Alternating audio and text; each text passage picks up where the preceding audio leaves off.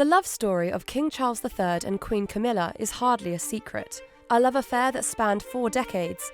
It is a tale for the ages. As many will remember, Camilla's reputation was once considered unsalvageable. However, after surviving divorces, the tragic death of Princess Diana, and public ridicule, the Queen's popularity and reputation today makes her journey even more remarkable.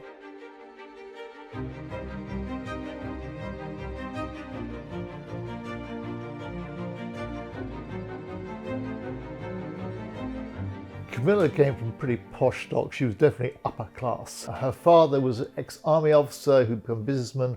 Her mother was the daughter of an aristocrat. I think one of her great-grandmothers had been Alice Keppel, who was Edward VII's mistress. And she was brought up in Sussex and South Kensington, dogs and ponies. That was her childhood. And books, loved books even then. But, she left school with 1 O-level. Upper-class girls weren't really educated in those days. She went off to finishing school after that in Switzerland, I believe. And then she was a deb, absolute good old-fashioned debutante, and then worked in as a sort of secretary and receptionist, but it was a pretty upper-class background. She met Charles through one called Lucia Santa Cruz, who was the daughter of the, by then probably former, Chilean ambassador to the UK. Charles knew Lucia because she'd been a friend of Rab Butler, who'd been the head of his college at Cambridge. She also knew Camilla. Actually, had ended up being a neighbour of Camilla's in Belgravia, but I think she knew her already. And Lucia set them up. Charles was due to be going out with Lucia one night, platonic way, and Lucia said, "Come early, because I've got just the girl for you." And he met Camilla, and they had an instant rapport. They just got on like a house on fire right from the start. Camilla, what you have to realise, is she had this on-off relationship with Andrew Parker Bowles, who was this incredibly dashing army officer, very good looking, but I don't think faithfulness was the top of Andrew's priorities. But Camilla was desperately in love with Andrew.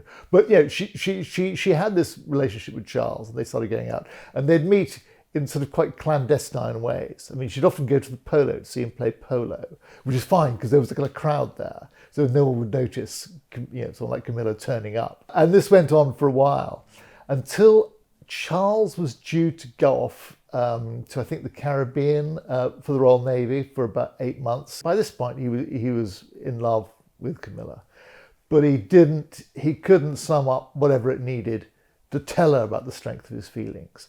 So he went off to the Caribbean for 8 months with the Navy, and then while he was away, Camilla had agreed to marry Andrew. Andrew, you should know, had been going out with Princess Anne, but that relationship was never going to last because he was Catholic, and there was absolutely no way that Anne was going to marry a Catholic. So that came to an end. Anyway, Andrew asked her to marry him. She said yes. She wrote to Charles to tell him.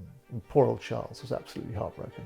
On July 29th, 1981, Prince Charles married Lady Diana Spencer before a television audience of 750 million people. But according to Princess Diana, the wedding festivities were dampened when days before the nuptials, she discovered a gift Prince Charles had made for Camilla. It was a gold bracelet with a charm engraved with the letters F and G, which stood for Fred and Gladys, Prince Charles's and Camilla's pet names for each other. Unable to stay apart and unhappy in their respective marriages, Prince Charles and Camilla reportedly began having an affair in 1986. Quite quickly, Charles realised that Diana had a problem with Camilla, was jealous of her, was suspicious of her. And it's partly Charles's fault because he originally described Camilla to Diana as an old friend. He didn't say she's an ex-girlfriend of mine. So if he'd been more honest from the start, maybe things would have gone better. So they had a time where they didn't communicate much after the wedding, definitely. It lasted a number of years, so they didn't communicate. But, I think it was by the time of 1986, when the marriage was just absolutely hopeless, that was when he rekindled his relationship with Camilla. This was the love triangle of the century. The spectre of Camilla had hung over Diana for many, many years. This was the third person in her marriage, the woman she nicknamed the Rottweiler, apparently. And according to Andrew Morton in his book, Diana in Her Own Words, Diana had in fact confronted Camilla and told her, "I know about you and my husband." And Camilla had said, "Well, you've got your man, you've got your two beautiful sons, what more do you want?" And Diana had replied, "I want my husband back." In 1993, the Mirror leaked a private conversation, a phone conversation that had been recorded between Prince Charles and Camilla Parker Bowles. They released a transcript of this phone call, and it was pretty raucous and saucy in details. Prince Charles wishing that he was a tampon so he could, but I think you can deduce what you can from that. Lots of details in that phone call, pretty salacious. And Princess Diana was absolutely heartbroken to read this transcript, to basically find out in black and white what had been going on between her husband and Camilla Parker Bowles and what they wanted to happen. Oh God, I just cringe whenever I recount this. It's this awful recorded conversation which ended up in the Mirror, I think. And in it, they're just talking late at night, I think, and Charles is saying how much he misses her, and he ends up saying he fantasizes about coming back and living inside her trousers, and she jokes and says, "So what? You're going to come back as a pair of knickers, are you?" Then he says, "Or as a Tampax, just my luck." He's making a joke, really, but it's an excruciating joke. But the other excruciating thing in that conversation, perhaps not up with the Tampax one, is that Charles is saying to Camilla how he's very proud of her, and she says, "Oh, I've never achieved anything," and Charles said, "Oh, your great achievement is to love me." I mean, what kind of a thing is that to say? Camilla divorced her husband Andrew Parker Bowles in 1995. Now, the marriage had been on the rocks for a while because Camilla's name had been thrown into the marriage of Charles and Diana. I mean, Diana had brought Camilla's name up herself. You know, we knew that both marriages were doomed. But it came to an end in 1995. This meant, therefore, that Camilla was able to pursue her relationship with Charles. But Andrew was then obviously able to pursue a marriage with a woman soon after. I think within a year or two, he then got remarried. But their relationship came to an end. I don't think it was a surprise to people that their marriage, was over. But it was the timing wise, it was quite good because it then meant that both of them could move on with future partners. Well, Camilla and Andrew Parker Bowles divorced in 1995 after 22 years of marriage and 2 children. It was the same year that Diana gave her infamous Panorama interview where she talked about there being 3 of us in this marriage. It was rather crowded. Andrew Parker Bowles had known about his wife's affair with Prince Charles for many, many years and had apparently turned a blind eye and accepted it. He was also known as a serial adulterer himself, so perhaps feeling he wasn't in a position to complain about it. But it was a very amicable divorce. Andrew went on to marry a year later. He and his wife, Rosemary, were regular guests at Sandringham with Charles and Camilla. He was there as a guest at the coronation. He's frequently represented members of the royal family, including Camilla, at official events, and they've remained friends to this day. Well, July 1997, Charles threw a lavish party at his Highgrove estate for Camilla's 50th birthday. There were no other members of the royal family present, and it coincided with Princess Diana's holiday to Saint-Tropez in the south of France with their 2 sons, William and Harry. And on the day of Camilla's birthday, there was a photograph published on the front of the Daily Mirror of Diana in a leopard print swimsuit, and the headline read, "Dear Camilla, this will keep you off the front pages. Happy birthday and breast wishes. Love, Diana." Just a few months after Camilla's 50th birthday party, Princess Diana tragically died in a car crash in Paris, causing an unprecedented outpouring of grief across the UK. Both Camilla and Charles suffered a fierce backlash from the public, but Camilla was particularly vilified. So before Diana died, there was a lot of hope that maybe Charles and Camilla could get together and the public might gradually over time accept them. But when Diana died, that changed everything. Camilla was forced into the background. She was not seen in public. It was generally appreciated that now's not a good time for Charles and Camilla to, announce that they are together, or even to publicly kind of have any kind of display together anywhere. So there was a lot of attention, really, really, really awful attention focused on Camilla. Camilla found this hard. Okay, she didn't really deserve this, but she was forced to be patient. There was a lot of criticism of her, of everything that had happened. So she was forced to really take a back step, be patient, bide her time. She knew that as the years rolled by, that people may accept her once they'd actually seen her in action, once they'd learned a little bit more about her personality. But yeah, there were times when it was pretty nasty for Camilla. After Diana's death, Camilla was one of the most reviled women in Britain. She was seen as a marriage wrecker. She was blamed for Diana's misery. It put paid to a plan by Prince Charles to start to integrate Camilla into his public life. In fact, they weren't seen together in public for many, many months after the death of Princess Diana, because they knew public opinion wouldn't be on side. One poll suggested that 2/3 of the public felt if Charles were ever to marry Camilla, he could not possibly become king. It was absolutely incomprehensible that Camilla could ever be queen. After the death of Diana, the media scrutiny for Camilla was pretty bad. I mean, there was a apocryphal tale of her being pelted with bread rolls at a supermarket. Not true, but it was symbolic of the attitude towards Camilla. Diana was this, after her death, was revered as this saintly woman, and Camilla was the other woman who'd broken up this marriage. Obviously, it's a lot more complicated than that. But I think Camilla had to put up with a lot, and I think she found it pretty bruising. But she loved Charles, and she had to go through this long period of slowly becoming accepted. But she's quite media savvy, Camilla. I mean, she knew that you had to get the Daily Mail on side, so she was quite good at sort of courting the Daily Mail and sort of trying to be acceptable to them. She was quite good on the strategy of all that. Well, Charles and Camilla made their first public appearance together as a couple at the Ritz Hotel for a party organised by Charles for Camilla's sister Annabel Elliott's 50th birthday.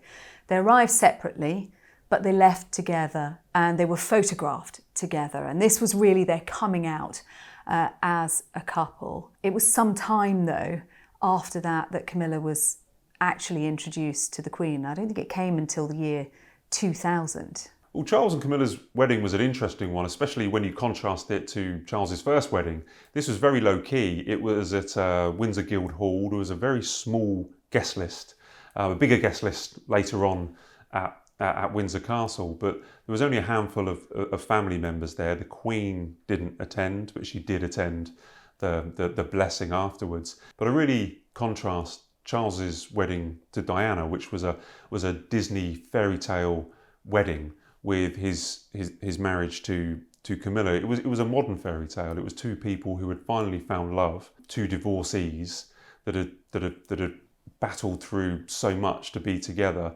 to have a low-key wedding in Windsor. I mean, the future king's not meant to get married in a guild hall. He's meant to get married in an abbey, in a castle. And it's really interesting to see the two different marriages. And then obviously at St George's Chapel, the Queen did attend, and she gave a wonderful speech in which she referenced the Grand National, which was held on the same day. And everyone thoroughly enjoyed the happiness at St George's Chapel. There were obstacles in their path right up to the day of the wedding. Pope John Paul II died. Prince Charles was sent to the funeral to represent the Queen, and so they had to push their wedding on by 24 hours. In the week leading up to the wedding, Camilla got a chronic case of sinusitis. She was feeling pretty rotten, and she was also incredibly nervous. So much so that on the morning of the big day, she was heading from Clarence House down to Windsor Castle. She was halfway down there in the car when she realised she'd managed to put on odd shoes that day. One heel was an inch shorter than the other. And as she was greeted by the Queen, she hopped along to her with these uneven shoes, and the Queen saw the funny side and laughed and just said, "I'm terribly sorry."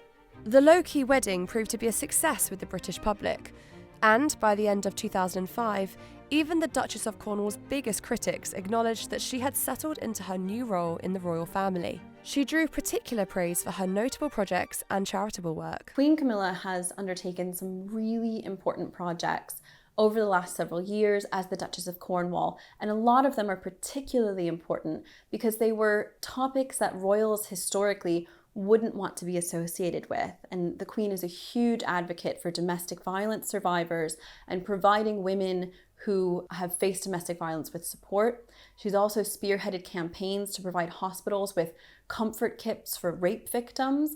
And these were issues that the monarchy used to think were a bit too messy or too controversial. And Queen Camilla has embraced them so fully in a way that we hadn't seen before. In 2022, as the late Queen was nearing the end of her reign, she announced that it was her sincerest wish that when Prince Charles took the throne, Duchess Camilla would have the title Queen Consort. Her statement read, "I know you will give him and his wife Camilla the same support you have given me, and it is my sincere wish that, when the time comes, Camilla will be known as Queen Consort as she continues her own loyal service."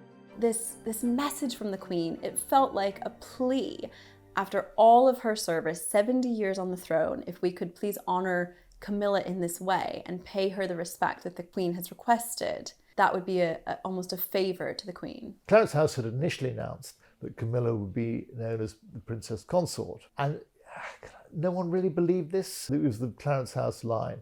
And I remember once being with some colleagues of mine when we suddenly noticed that page on the Clarence House website which said that had disappeared. And we rang up Clarence House and said, "What's this?" And they said, "Oh, no, we just redesigned the website. There's absolutely no significance." We didn't believe them for 1 second.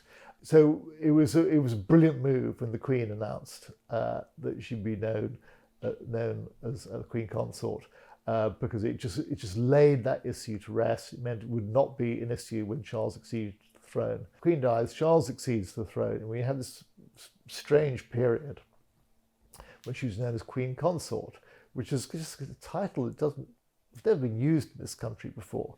Certainly I thought it was ridiculous, and the powers that be at the Times, where I was working at the time, thought it was ridiculous. And after a while we decided this is absolute nonsense. We were just going to call her the Queen, because that's what she was. And then sometime later at the coronation, the palace said that she was going to be called the Queen. I think they'd always been planning that she would become the Queen around then. Two things. One is they wanted her to be known as Queen Consort initially, just to kind of ease her in. And also I think there's also possibly a practical reason. So you don't, if you talk about the Queen, who are you talking about? The late Queen or Queen Camilla? So I think those two reasons why they did it. But it was always apparent that she'd end up being the Queen, which she now is. Whenever she went out, everyone would say what a good person she was, how engaged she was, whatever she was doing. She just no-nonsense approach. And I think the Queen really appreciated what Camilla brought to the party and what a positive influence that she was on the King, who, is probably not the most straightforward soul. He's workaholic and probably quite difficult to live with, but she brings the best out in him. And I think the Queen absolutely realised that was her no-nonsense approach to life. Sort of stiff upper lip in many ways and just get on with it. That sort of her background enabled her to be a really positive influence and not allowed all the outside stuff to bother her.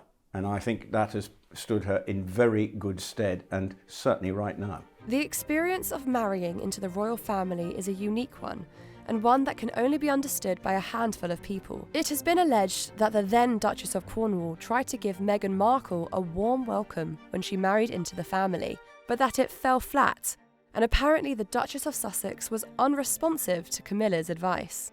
During the most tumultuous period of the Harry and Meghan saga, when they were potentially plotting their exit from the royal family, Camilla actually took Meghan aside and said to her, Listen, I've been an outsider in this family too. It's a pretty rough ride at times. You've got to put your head down, get on with the job, as it were, and she's learned those lessons from her own experience. And unfortunately, Meghan didn't really see it that way. I think that the wheels were in motion for Harry and Meghan to forge their own path already, and perhaps if she had listened to Camilla on that point, it could have been a very different story entirely. A lot of people didn't like Camilla at the beginning because she was seen by the Diana supporters and by Diana, of course, who set that narrative, as the person who wrecked the marriage. Well, the marriage was pretty much wrecked by the two people that were in it, Charles and Diana, and not being suited. And the fact that she was more suited to Charles than Diana was is just one of those things. That I think we should look at Charles and Diana and Camilla's relationship as a love affair rather than always say that she'd wrecked a marriage. The marriage was heading for the iceberg from the very beginning. She's just done it through hard work. She's also quite a nice person. I mean, I've obviously met and interacted with Camilla, the Queen Camilla, a number of times, watched her up close, and I remember being in a job in Crete, and it was at a vineyard, and I'm already, at that stage, was writing a book on the King, so I was following his 13, 14, 15 engagements a day, and it was pretty grueling stuff as he just ploughed on. And I thought, no, I'm going to have a day with Camilla. And we went to a vineyard, and she said, oh, why don't you, we're going to taste a bit of this, why don't you sit down and have a bit of cheese and drink the wine, and we had a very pleasant afternoon. So she's a very approachable, very decent person. Very, with the royal family, sometimes they're seen as in a different world. But actually, she's a very down-to-earth person. I think the King values that enormously. I'm surprised every time I go to a dinner party or I go to meet older people of our older generation, both in America and in the UK, where particularly couples that have been married a long time, they really don't like Camilla. They see her as somebody that wrecked a marriage, and I think that may be unfair, because remember, she was married too, and she was in an unhappy marriage. Her husband, although they were friends, he was there was other affairs going on. So I do think that she's probably treated a bit unfairly, but a lot of people that are in marriages and long marriages just find it wrong that the way that maybe she couldn't let Charles go and Charles couldn't let her go. They feel that was wrong, and it had a terrible impact upon the life, and even because of the lack of security that she had at the end, the early demise of such a wonderful person like Diana. At the beginning of 2024, with King Charles and Princess Catherine absent from public duty due to their cancer treatment, and Prince William dutifully by his wife's side, Queen Camilla was credited with shouldering much of the burden on the royal family. I think Queen Camilla has acted really impressively in the last several months as the King and the Princess of Wales faced their health battles. She's so dedicated to her causes, and we've seen this when the weather didn't allow her to travel to an event, so they all piled in the car and drove 6 hours so that she wouldn't let the people down. And it's really shown how dedicated she is to her role as queen, but also to her relationship with the public and with these organizations. I think this unexpected spotlight on her will hopefully do a world of good for her. The three top names on the team sheet were all out of the picture, and Camilla was carrying the ship by herself.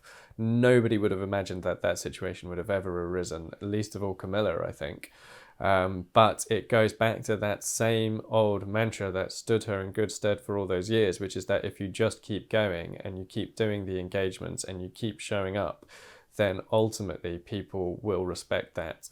Because there's a huge bank of goodwill and love for the monarchy in Britain. She had this reputation as a home wrecker, and I don't think I'm alone in saying that a lot of people felt that way about Camilla Parker Bowles, that she was someone who was instrumental in destroying the marriage of the Prince and Princess of Wales. After Princess Diana died in 1997, Camilla Parker Bowles' reputation was pretty much in the doldrums by then, most certainly. And I think, looking to where we are now in 2024, where we've just had a few months where we've seen Queen Camilla pretty much shoulder the royal family, being seen out and about at engagements pretty much 5 days a week, leading the royal family in various occasions. It's amazing to think of the PR turnaround that she has had from this woman who was a mistress, who was considered a home wrecker, who is now, one of the heads of the royal family. It is a masterclass in a PR turnaround. Putting her nose to the ground and doing the good work and prioritizing the projects that are important to her. But that charity work isn't really making its way overseas. Certainly long before COVID, you felt that she was a good influence and the public were warming to her. But right now, I think they realise that she has been a wonderful asset for the King and has been there through thick and thin and supporting and dealing with whatever comes. And let's be honest, 2024 has given the royal family plenty to think about, and yet she is at the forefront and dealing with it in a very practical manner.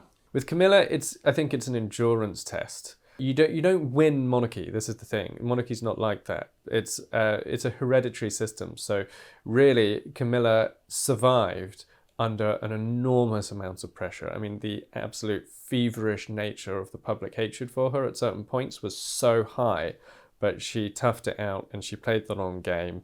And she just hung in there, basically. And then, at one point, it seemed impossible that they would marry. Harry has suggested that he didn't want it even, and he was in the family, he was Charles's own son. But she hung in there and they married, and it went much better than actually even Camilla thought it would. I think there were genuine concerns on the day of their wedding that there might be protests in the street, but there weren't. And then she just slowly, bit by bit, piece by piece, just got on with the job, basically. And in doing so, she became a very firmly rooted part of the monarchy, and the Queen ultimately saw the positive effect that she had on Charles and came to have huge respect for her in the end. Camilla's transformation from being public enemy number one to being the most current active member of the royal family is nothing short of a masterstroke. And I'm sure we're going to be teaching this PR lesson in classes up and down the country for many years to come. And it's because she's pretty much rolled her sleeves up, got on with the job, that she's shied away from the controversy that has dogged her early years with Charles, or the questions of her whether she would become queen. And the public have really warmed to her because they've seen the causes that she's taken on. They've seen the fact that she's got on with the job without the fanfare that's been going on within the family. And I think people really respect that. Actually, right up even at the point of the wedding, I don't think people would have actually believed that Camilla would ever be a queen wearing a crown. It just wasn't viewed as being possible because the high intensity of the love for Princess Diana fueled an absolute burning fire that seemed at points like it was engulfing Camilla. But it just goes to show that actually it's a reaffirmation of the old school royal mantra, never complain, never explain. And that's what she did. She, there were points at which there were kind of PR operations here and there to try to raise her profile or boost her popularity. But in reality, none of those strategies and operations were what actually made the difference. What made the difference was a long, slow journey over time that allowed people's intense emotions to just subside and die down, and then people came to accept and respect her because they saw over many years that she was willing to just do the job and not complain about it. I think even now there are people that don't want to see Camilla with Charles. I think even now there are many people of a certain generation that blame Camilla for everything that happened.